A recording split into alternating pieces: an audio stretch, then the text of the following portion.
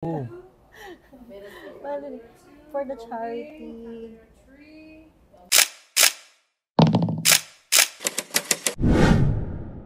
Hi, good morning! Hi, Sir Chris! Hi, Hayes! Kamusta? Kamusta? Kakatapos lang ng Chinese New Year. Wow! Saan kaya ang gala nyo nun? So, may next gala na yan. yan.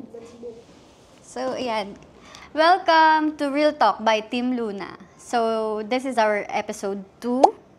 And our topic today is what is a buyer's market and ano yung different niya from a seller's market.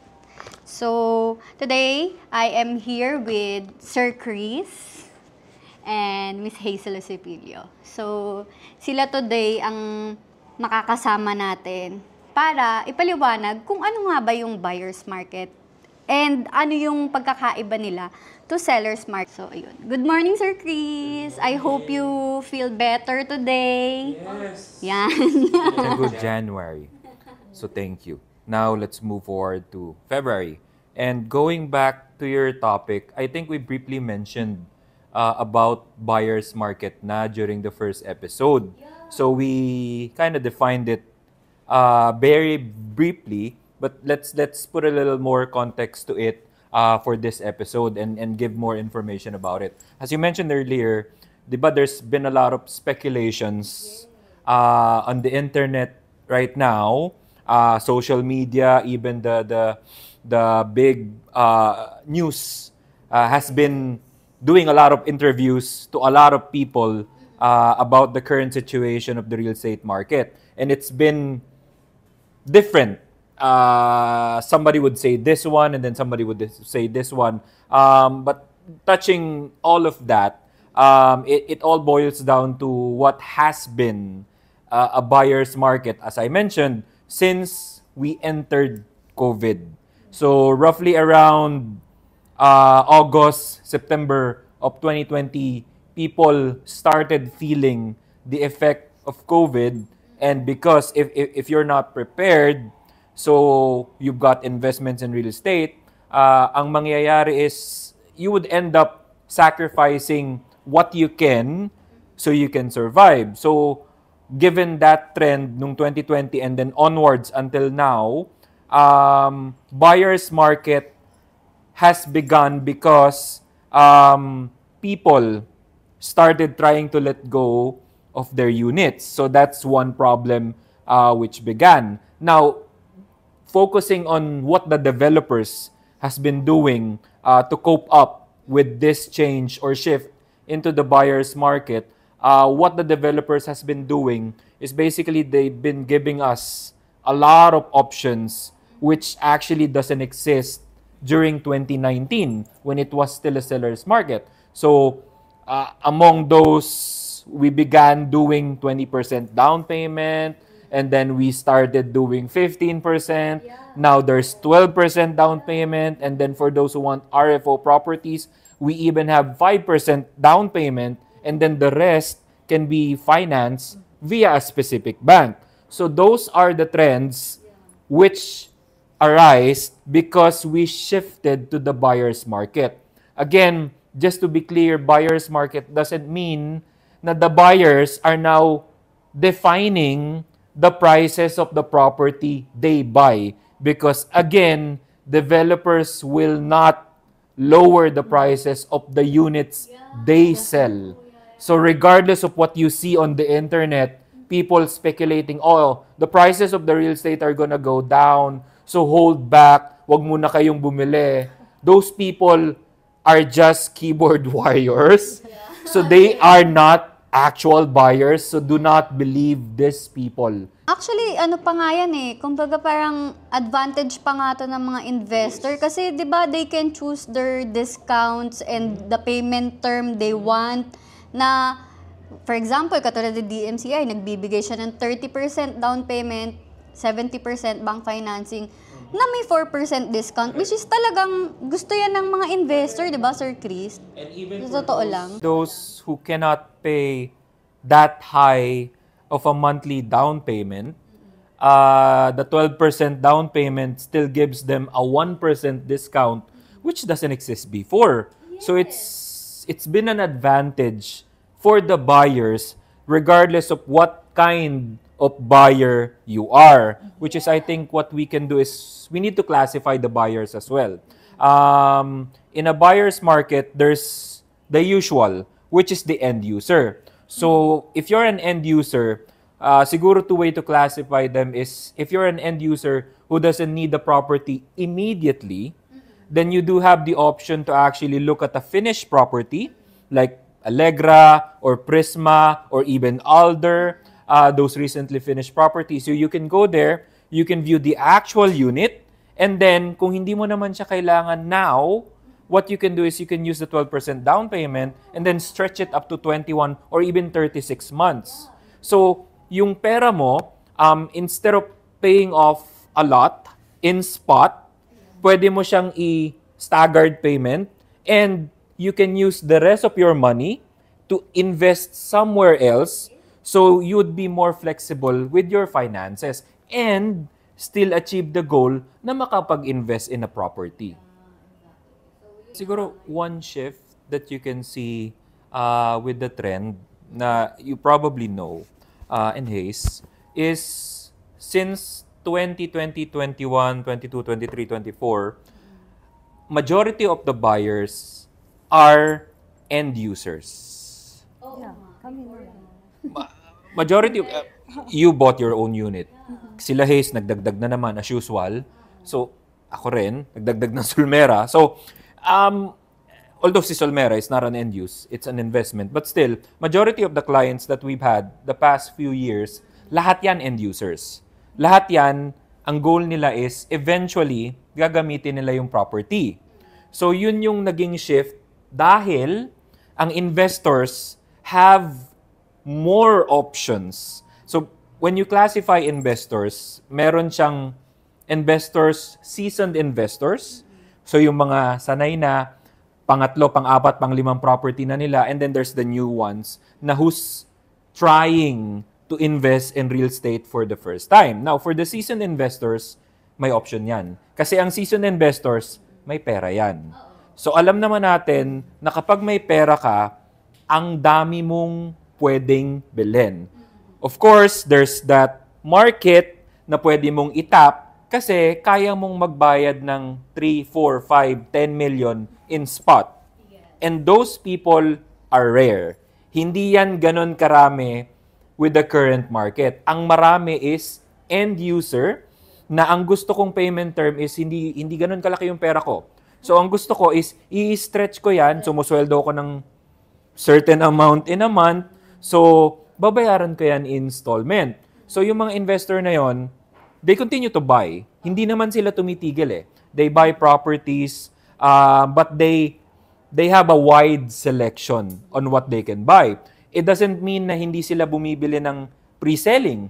Kasi alam nila na with the pre-selling properties now, yung mga bago pa, and then may pera ako, I can avail the spot discount and maximize my money even more. Which means na it's gonna be a better investment long-term for me. And then the starting investors, yung mga bago pa, who's half-half in terms of what they wanna use or ano talaga yung goal nila with the property that they're buying. Yes. So, inaalam nila yung options nila through us, of course, through discussions with agents who know what they're doing, nai-inform sila kung ano yung options nila and kung paano nila na maximize to the fullest yung potential investment nila. So, say for example, you're 50-50, you're not sure what you want to do with the property. So, you can take on the flexible payment terms and then test the waters, see how it's gonna go. At least, yung exposure mo with the investment, hindi siya ganun kalaki. Kasi mina-monthly mo lang siya eh. So, hindi to a point na bumili ako ng property, pero kailangan ko nang mag-ulam ng sardinas kasi lahat doon napupunta na sa pang-monthly mo. So, it's not the right way to invest. Kasi, like what happened in 2020, God forbid, wag naman sana mangyari ulit. Kung may mangyari na naman na gano'n, ano na naman mangyayari? Mawawalan ka na naman ng investment. Mapipilitan ka na naman na i-sell yung property mo. Kasi hindi ka prepared. So, a very, very good option, we mentioned this on an episode 1, to test the waters is what we introduced in September 2023. I think that was the first Condotel property that we launched. So we introduced the concept, although I know there's been a lot of developers who's been offering something, but the first question that they would tell you is, timeshare ba yan? Oo nga. It's a very common question kasi some Condotel properties sit on a leased land. So when the land is leased, the developer will build the property on that leased land, but the lease is only 50 years. So which means that when the lease ends, the property is not yours. So it's a timeshare. So yun yung difference. Unlike ours, every DMCI property, regardless if it's a condotel or it's a regular property, DMCI owns the land na binibuildan natin or na tinatayuan natin ng property. Kaya, whenever we sell the property, it's always titled. As typical Filipino would always say, napapamana ba yan? Yes. Even the condotel properties that we have, mapapamana mo yan sa kaapu-apuhan ng apu mo. Which is a good thing. Yun talaga dapat yung una mong iisipin and itatanong sa trusted agent mo na if pag-aaralan mo talaga kung yung developer na kukuhaan mo is talagang meron silang land bank, 'di ba? Kasi syempre marami tayong nababalitaan na ganyan, nagkakaproblema sa ganyan. Syempre pupunta ka dun sa, kung mag-i-invest ka lang, 'di ba? Punta ka dun sa sa talagang trusted. So, ayun. Eto, meron tayong pag-uusapan na isa. Ano ba yung condotel? Kasi, syempre, 'di ba, maraming clients na naghahanap ng investment nila. Saan sila pwedeng mag-invest? Ano ba yung isa pa sa way na pwede niyang pag-investan? Na hindi siya typical na condominium. So, 'di ba dito si DMCI meron tayong tinatawag na condotel. Yan. So, condotel. Ang real estate naman is one of the safe investments. But siguro balikan natin condotel, the concept itself. Bakit ba tayo nag-introduce ng condotel to begin with? There's been a saturation sa market. So, syempre marami mga bagong properties, and then ngayon yung demand for rental, which is the main goal for investment ng property kung hindi mo titirahan, has declined, but it's starting to grow again. Kasi nga, offices are going back to hybrid, and then from hybrid, like say 3 days sa office, 2 days at home. Ngayon, may mga companies na who's doing full-time, 5 days ulit sa office. So the demand for rental is going back. But still, marami pa rin yung units that are competing for the rental market. So now, the difference with a condotel unit is, it's a hotel. Basically, it's a condominium property that will have a hotel management doing everything in the property. What that means is, say for example ako, may Airbnb business ako. Ang kailangan kong problemahin dyan is, unang-una, kailangan kong maghanap na magre-rent. Pangalawa, kailangan kong i-post yan sa Airbnb. Second, kailangan kong sagutin lahat ng inquiry, which is very time-consuming. Ngayon, kung mag-hire ka ng mga property management who does those services professionally, that would mean na additional cost yan for you. And then, of course, there's the maintenance, there's the RPT of the property, there's the association use of the property. So, madaming overhead ang Airbnb or short-term rental that will be eliminated when we go to the condotel concept. Say, for example, in DMCI, the service that we offer for the condotel business is it's gonna be fully managed. So when we say fully managed, marketing, maintenance, lahat ng pinoproblema mo sa short-term rental like Airbnb or any other short-term rental, lahat yon wala.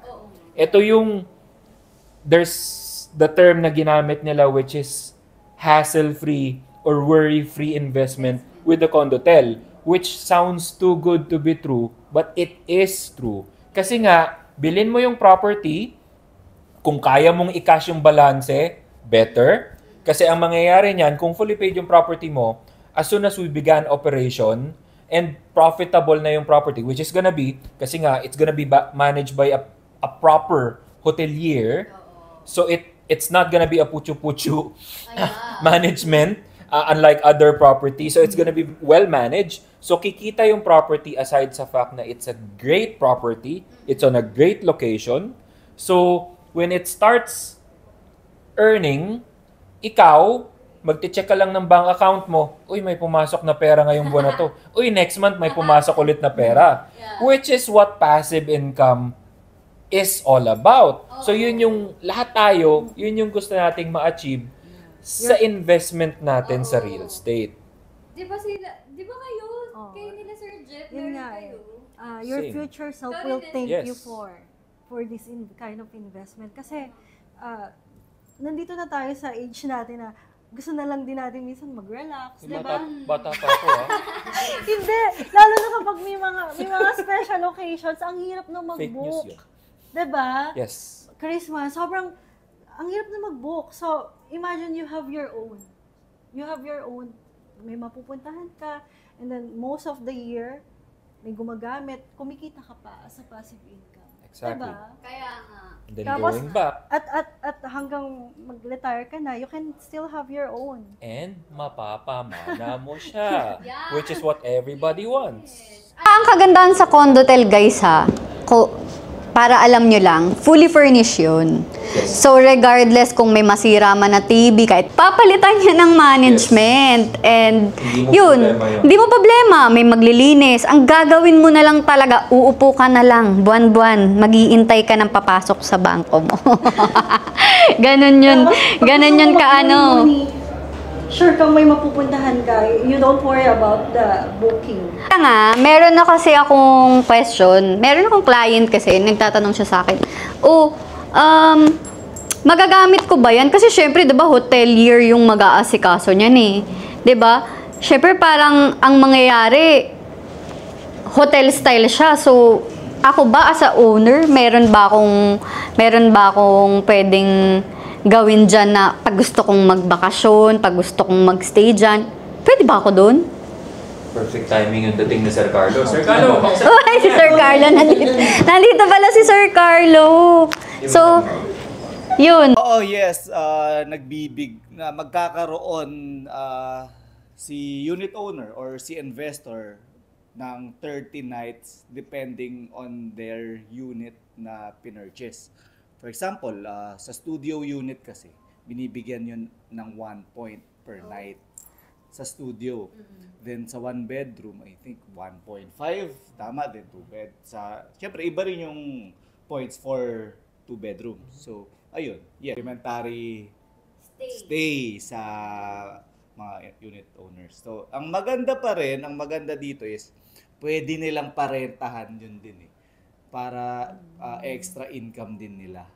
You mean parang ibebenta? Ibebenta, yes, pwede rin yun. Dagdag rin yun sa profit ni investor. Talaga. Yun. Say, for Pwede example, maganda. Safe like siya talaga. yung investors nila is from Canada, di ba na nagpunta kayo doon? So, hindi naman laging umuwi yun sa Pilipinas. Yeah. Or mostly, kahit naman yun nandito sa Pilipinas, is kung hindi mo naman kailangan mag-stay sa property during that time, so maximize mo. Instead na mapilitan kang gamitin or ipamigay mo sa kamag-anak mo Yes, na ayaw mo, ibenta mo na lang siya, may dagdag ka pang kita. Yun nga, ang maganda pa rin sa Condotel investment. Di ba every 10 years yung renewal ng contract? Na-discuss nyo na ba to? Hindi pa. Di ba? Di ba? So every 10 years yung renewal ng contract. So since kung di pa nila na-discuss kanina, perpetual ownership din kasi itong condotel na to eh. So, ayun. Every So, pwede kang mag-retire after 10 years. Say for example, kung gusto mo naman na siyang ma-feel yung investment mo sa condotel, ikaw na lang. Kasi at that time, I don't want to compute my age ko. Ilan taon na ako? 35 pa lang tayo nun, 35. Siyempre, After maaga 10 tayo years, magre-retire, di ba? Mhm. Pwede ka na mag-retire doon. So kung marami ka ng pera, after 10 years, hindi mo na kailangan ng passive income, gusto mo araw-araw, Nasa beach yung ka. view mo, Oh. i-convert mo na siya as a residential I unit. could see myself living Pero, just a note, when you convert your unit to a full residential, hindi mo siya pwedeng ipasok as an Airbnb or as a short-term rental. Hindi ka pwedeng mag-compete dun sa hotelier ng property kasi part yon ng magiging rules and regulation ng property as an owner dun sa mga units natin. Yeah, to protect the condotel owners. Yes. Ito yung mga units sa mga unang kumuha. Ito yung literal na natulog sa opisina kasi kailangan mong magstay doon para pumila para makakuha ka ng beachfront as in facing beach na property. Which is ngayon, wala ka nang mabibiling ganong klaseng unit. And with that price. Napakaswerte ng mga nakakuha. Pero favorite ko din yung sa Baguio. Yes. Ay, oo, yun. Kasi ang ganda ng concept ng DMCI sa Baguio. Kasi 'di ba, ngayon pag nagpunta ka ng Baguio City, sobrang crowded na, sobrang malayo na siya nung time na bata tayo na feel mo yung Baguio, yung ang konti ng tao. So, ang ganda na kinuha nilang location, yung sa Tuba. So, you're gonna feel the old Baguio in that location. Kasi, hindi siya yung kasing crowded nung kabila. And then, we have this farm to table na concept. So, sa aming mga health conscious, masaya yung Imagine nyo yun bababa ka na lang ng unit. Kunyari, gusto nyo na mag-stay dun sa condotel nyo, bababa ka na lang ng unit. Pipik ka na lang dyan ng salad. Yeah. May breakfast ka na, nasa balcony ka pa. And you have the best view. Na-expect nga ako dun pagka Yeah, you have the best over siya eh.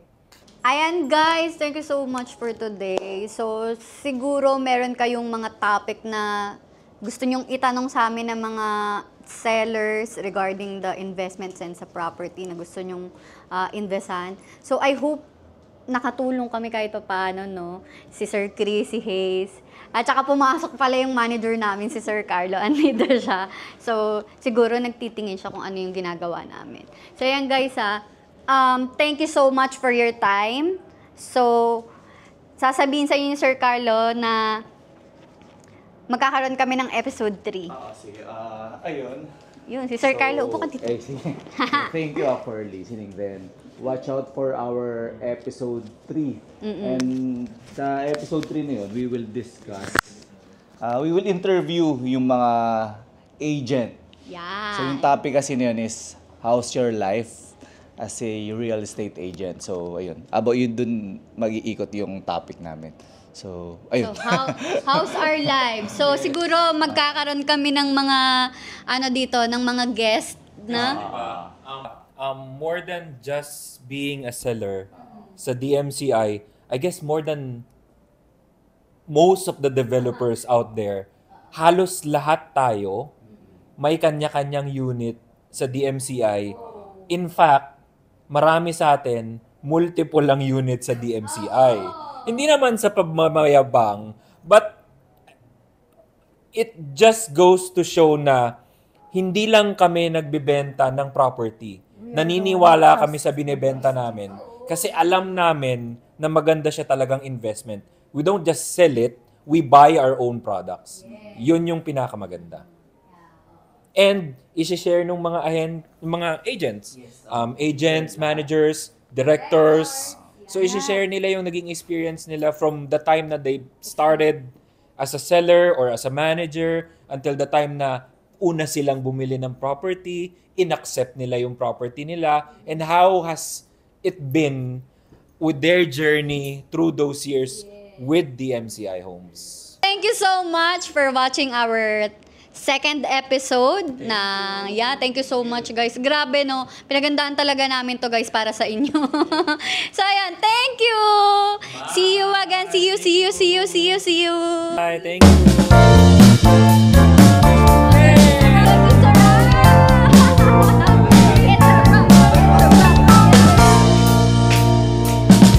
It's a wrap. Thank you so much. Ewan ko ba kung ano, kulang ako sa pagkain. Yes. Ayun, paano natin edit? Ano edit?